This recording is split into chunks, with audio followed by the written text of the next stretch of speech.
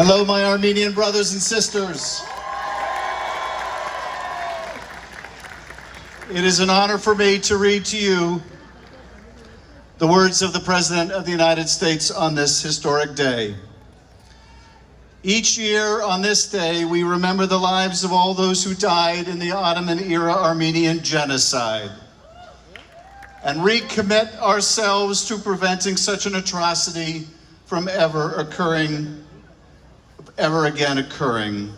Beginning on April 24, 1915, with the arrest of Armenian intellectuals and community leaders in Constantinople by Ottoman authorities, 1.5 million Armenians were deported, massacred, or marched to their deaths in a campaign of extermination.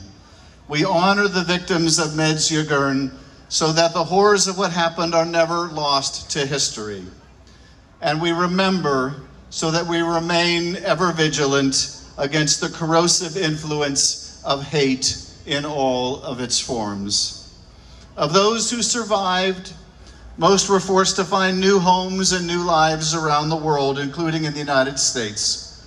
With strength and resilience, the Armenian people survived and rebuilt their community. Over the decades, Armenian immigrants have enriched the United States in countless ways, but they have never forgotten the tragic history that brought so many of their ancestors to our shores. We honor their story. We see that pain. We affirm the history. We do this not to cast blame, but to ensure that what happened is never repeated. Today, as we mourn what was lost, let us also turn our eyes to the future, toward the world that we wish to build for our children, a world unstained by the daily evils of bigotry and intolerance, where human rights are respected and where all people are able to pursue their lives in dignity and security. Let us renew our shared resolve to prevent future atrocities from occurring anywhere in the world. And let us pursue healing and reconciliation for all the people of the world. The American people honor all of those Armenians who perished in the genocide that began 106 years ago today. That is the statement of President Joe Biden.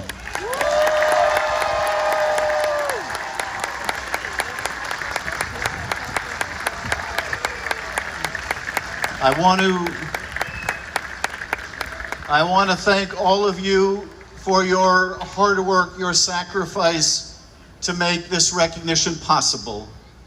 Over the years, indeed over the decades, you never lost hope, you never gave up, you never lost faith.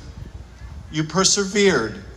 You and thousands of others around the country put your heart and soul into honoring the memory of your family, of your parents and grandparents, great-grandparents, your aunts and uncles who were lost.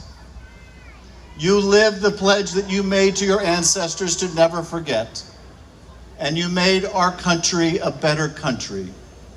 For when we stand up against the dictators, when we are willing to speak truth to power, when we are willing to speak that awful truth of our history, that the murder of 1.5 million Armenian men and women and children was genocide. When we speak that truth, we affirm our place as a champion of human rights.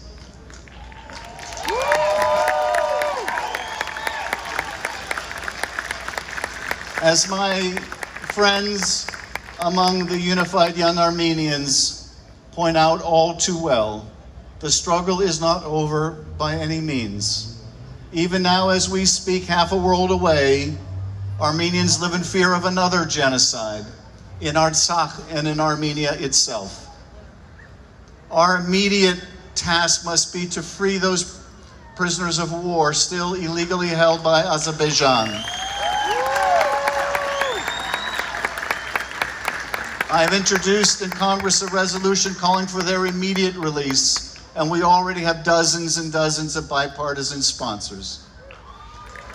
We must secure their release.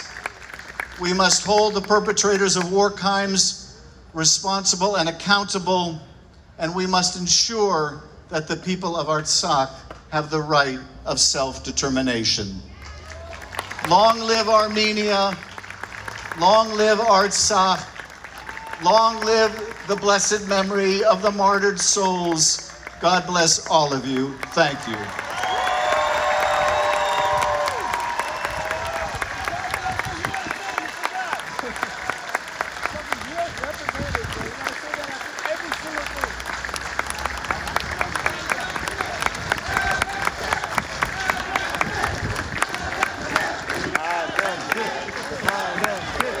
Ah,